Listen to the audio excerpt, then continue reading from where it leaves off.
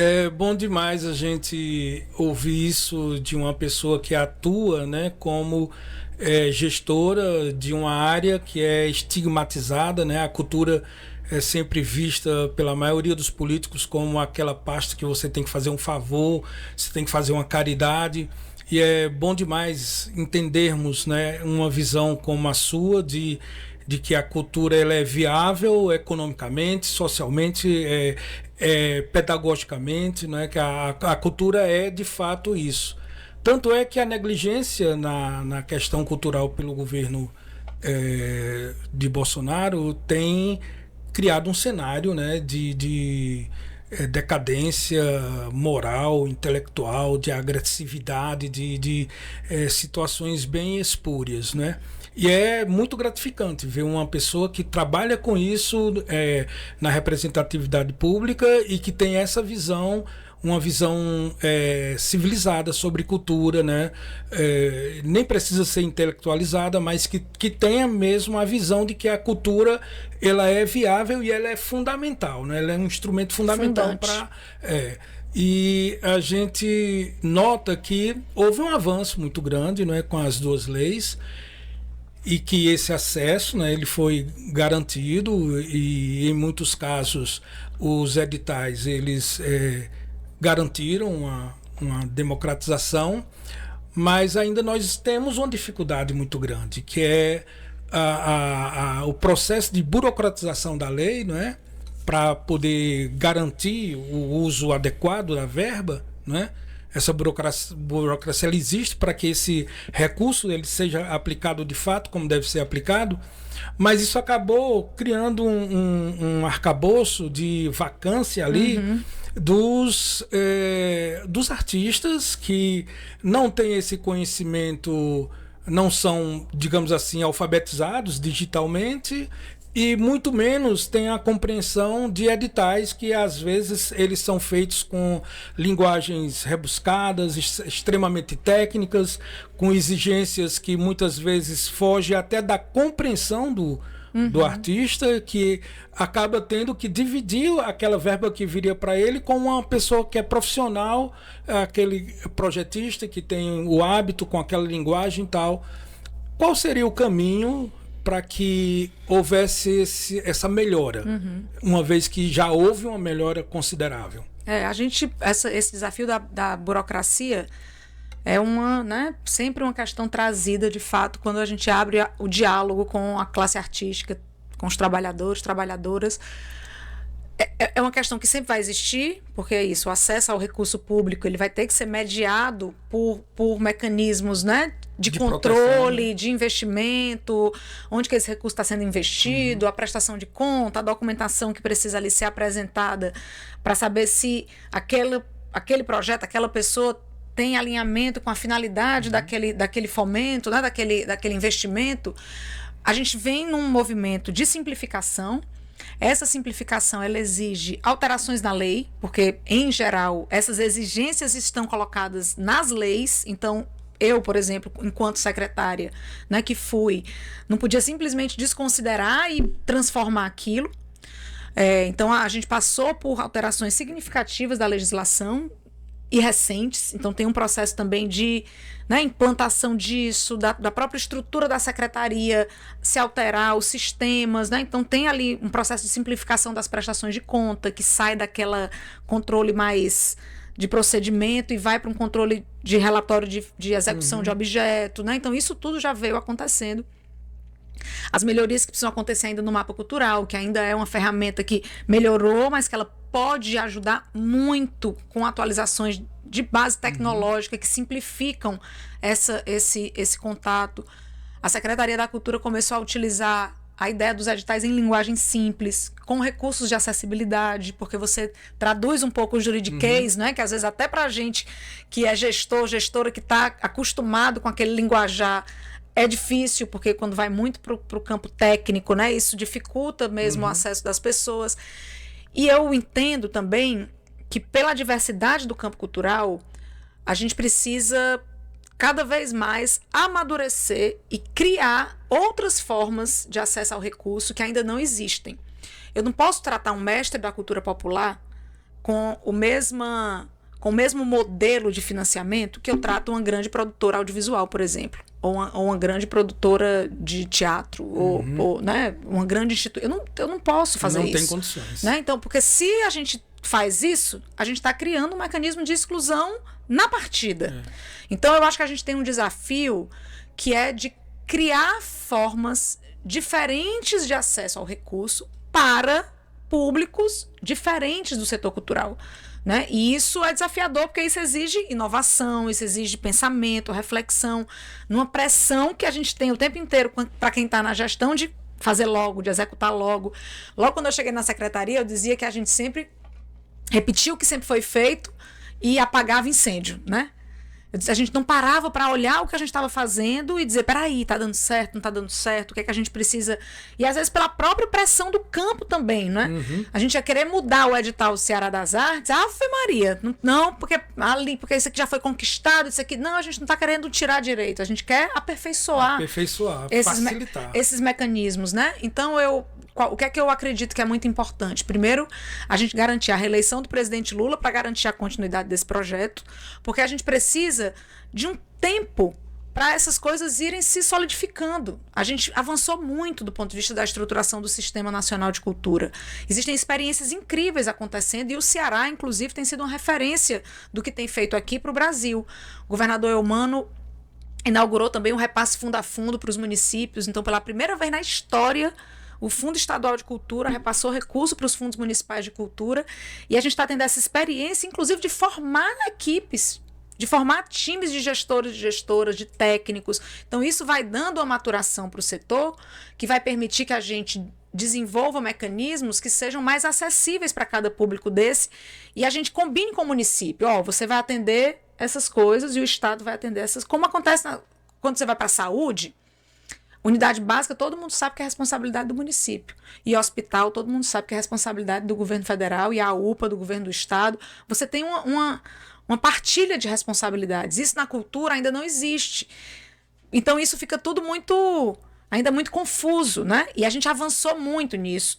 Nós tivemos algumas experiências muito legais em parceria com a Prefeitura de Fortaleza, quando eu estava como secretária, testando um pouco esses mecanismos. Tem a discussão, por exemplo, da renda mínima.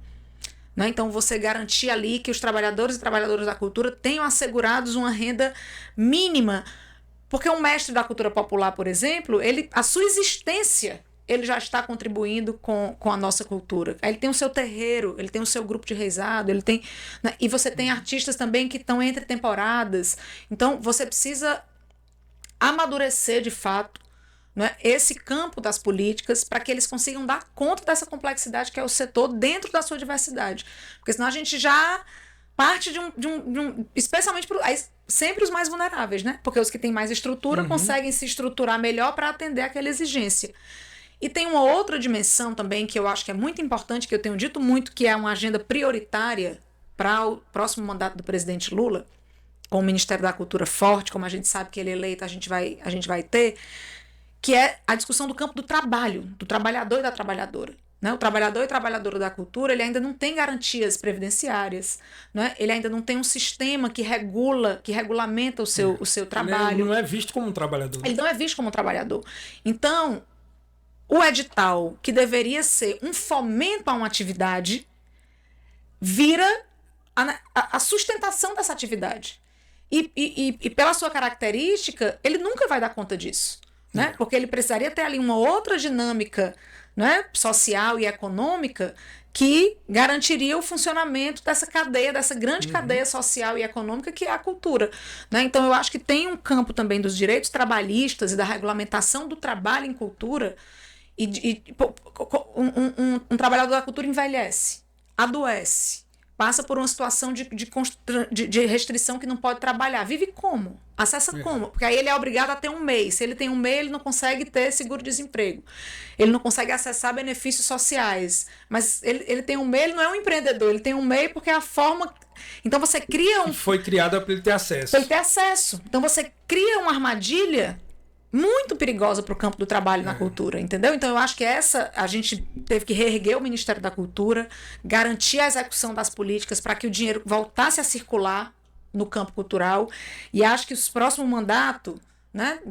Por isso que é tão importante para todo o Brasil, mas para o campo cultural que a gente está conversando aqui, é muito importante essa continuidade do projeto, porque eu acho que é um momento de se amadurecer nesse sentido, entendeu? Exato. Assim, porque senão a gente vai ficar sempre nesse lugar de uma precariedade, de uma sazonalidade, de um acesso de poucos, né? Descontinuidade, não, De uma fragmentação. Exatamente, que não vai dar conta da potência que é o campo cultural, né? Então, enfrentar esse debate do trabalho, do trabalhador e da trabalhadora, posicionar isso, inclusive politicamente, é muito importante para a garantia de direitos e de dignidade para essa classe, né? E a gente sabe que isso só vem com muita luta mesmo em governos comprometidos, precisa fazer a disputa, porque a gente está num governo de frente ampla, então o campo cultural tem que se manter organizado, ir para cima, como foi nos outros momentos, para garantir que a gente dê mais solidez, né? E a gente tenha mecanismos que deem conta dessa diversidade. O mestre da cultura popular, ao produtor, da arte contemporânea, aqueles que vão fazer circulação nacional e internacional, fomentando todo esse ecossistema que é riquíssimo, né? E que é o que pode garantir também nossa soberania. E tem um papel crucial, né, na economia. Agora, você tocou num assunto que é fundamental. Nós precisamos garantir, por uma questão de sobrevivência, garantir a reeleição de Lula, né? Bem como a reeleição do Elmano. Com o governo do Bolsonaro, né?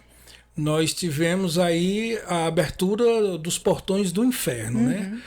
É uma decadência que não tem hoje no meio político da direita e da extrema-direita a falta de vergonha em admitir que é bandido chegou assim ao extremo.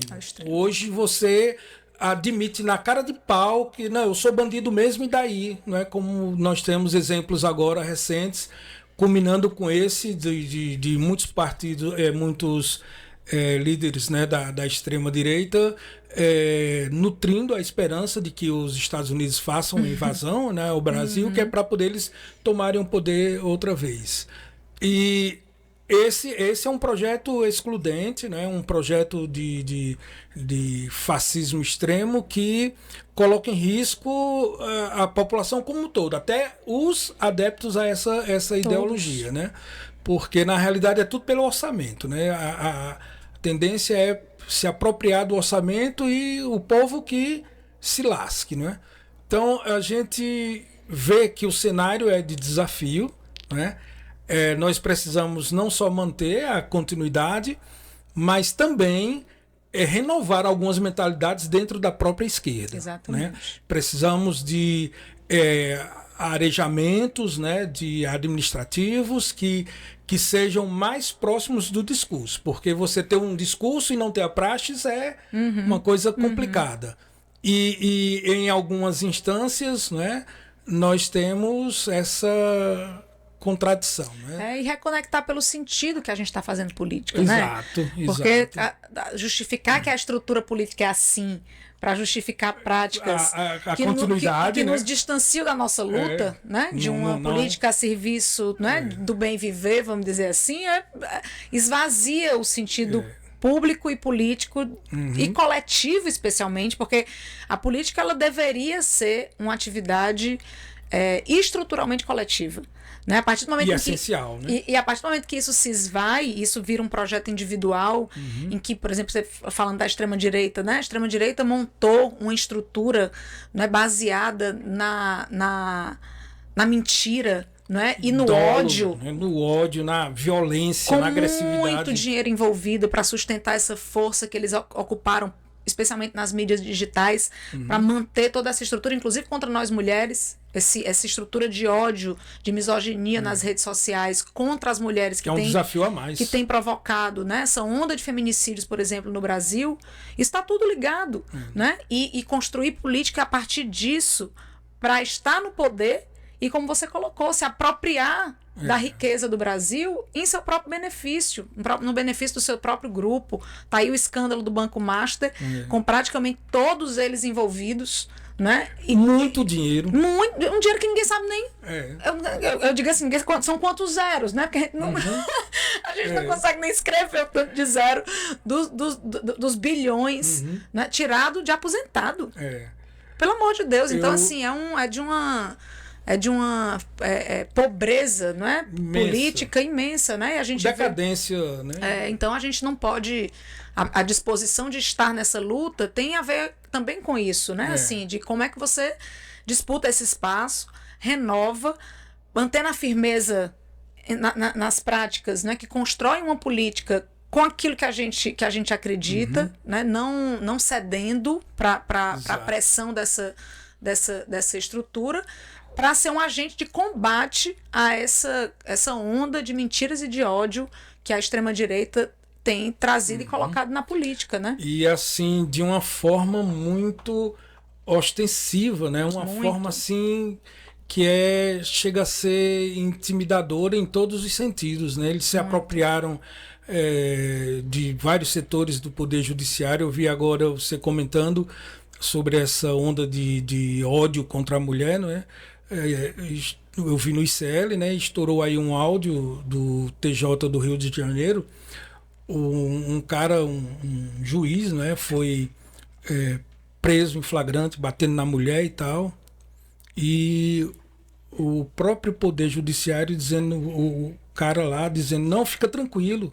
Fica tranquilo que isso daí vai ser... O pré-candidato ao governo aqui no Ceará é condenado por violência política de gênero. Não poderia ser candidato. A gente não pode normalizar. Um deputado federal, o André Fernandes, cometendo um crime de transfobia contra uma deputada federal eleita, ridicularizando, e nada acontece. Não pode, porque se os nossos representantes, né, que estão lá para exatamente fazer a lei valer, infringem a lei em rede social. E ainda dão a garantia que ela será violada. Entendeu? Então fique tranquilo que então, assim, como que uma pessoa condenada por violência política de gênero pode ser candidato? Não pode. Né? Como que um deputado federal eleito bota no seu perfil na rede social um ataque a uma outra deputada com termos chulos, sórdidos. É crime. Usar nome morto para uma pessoa trans é crime de transfobia. Ele tem que responder por isso. Então, enquanto de fato a estrutura política e judiciária, né, não entrar em campo para defender os nossos direitos, achar, como foi que eu ouvi uma frase muito interessante, é um fascista disfarçado de humorista. Coitado dos humoristas. Uma profissão tão digna, que nos traz tanta alegria, e que a extrema-direita tem se apropriado, né, para fazer piada cometendo crime. Né? Assim, para esconder um crime. Então é um absurdo e isso, assim, né? Eu acho a cara de pau maior. Eu tenho acompanhado as últimas declarações, né? Que ele foi condenado agora contra o ataque à Janaína. Isso. Né? E ele dizendo que não, o que precisa ser refletido é esse falso poder que a mulher tem. Cara, como é que pode? Né? O que merece reflexão é isso. A gente não pode mais viver de faz de conta. Que é e tá aí normalmente candidato e continua soltando mentiras, continua atacando todo mundo. O feminicídio, ele começa no discurso, né? Ele começa no ataque verbal, quando você autoriza a desrespeitar